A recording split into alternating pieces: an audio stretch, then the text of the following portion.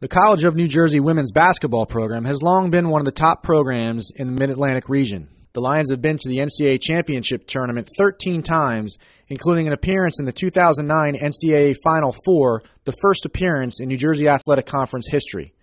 Under the direction of head coach Dawn Henderson, TCNJ has enjoyed 18 winning seasons in her 19-year career as head coach. In 2012, she captured her 400th career coaching win. For more about TCNJ's women's basketball program is head coach Dawn Henderson. We play in the New Jersey Athletic Conference, which comprises all the state colleges in New Jersey. It is one of the most highly competitive women's basketball conferences in the country.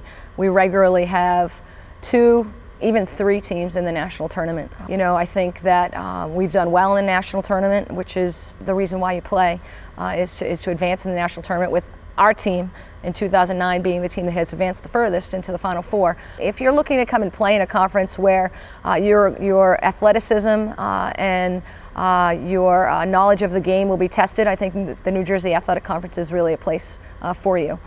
My philosophy has always been to play tough teams. It is all about winning your conference, and to be able to have championship experience, I want my team to be tested during the year. I think my style of play sort of depends on the people that we have in our program, but all coaches recruit to a certain style because that's sort of what you like to do. I like to play a lot of people. I want to get people in and out of the game so that, you know, we have experience, that we can play up tempo if we can, but I like to have people that are sort of interchangeable parts.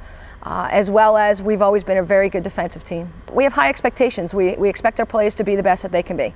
And I expect that in every facet of their life. I expect it from myself. The college expects it from itself. And so that kind of filters right down to our players. And so in the off season, we'll give them plenty to do, and we'll meet individually. We'll talk about, you know, skills and things that they need to improve on. And then I'm pretty hands-off. You know, I expect them to work hard because they want to be better. And if they don't have that internal motivation, I feel like if I'm sort of beating them over the head with it, it really doesn't matter. You know, when push comes to shove on the basketball floor, they have to want to compete for themselves, and they have to want to compete for each other on the team. Well, 2009 was a special year, that's for sure. Made it to the Final Four, finished 3rd in the country because we actually have a consolation game, so that was exciting to win a game at the Final Four. But it was an interesting year. You know, I think anytime you go to that level, you have to have a combination of lots of things. You know, you have to be healthy, you have to be a little lucky, you have to have ability, and you have to have a special group that has that chemistry that you need to succeed. It's hard to separate, you know, what the Final Four was like, but the run up to it was as exciting as anything else. And you just had a feeling that good things were going to happen. We had good leadership. Hillary Klimowitz, who was the National Player of the Year that year, who's playing professionally in France right now, certainly was our heart and soul of our team.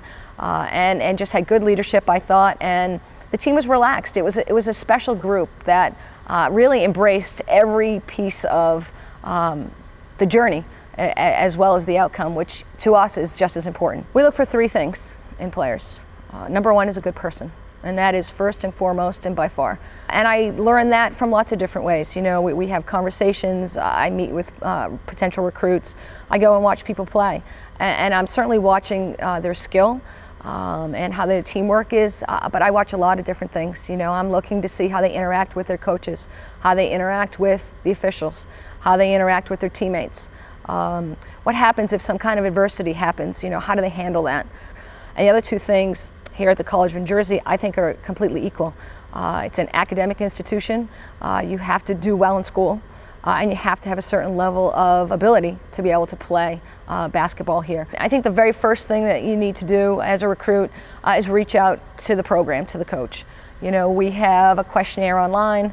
I encourage everybody to complete that, and I get back to everybody who completes that.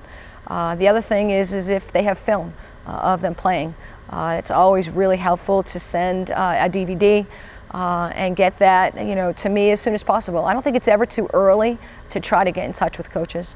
I certainly try to get to events that I know recruits are playing at, and to be persistent. I think it's important to be persistent. You know, I am only one person, and I get contacted by a lot of student athletes, potential student athletes.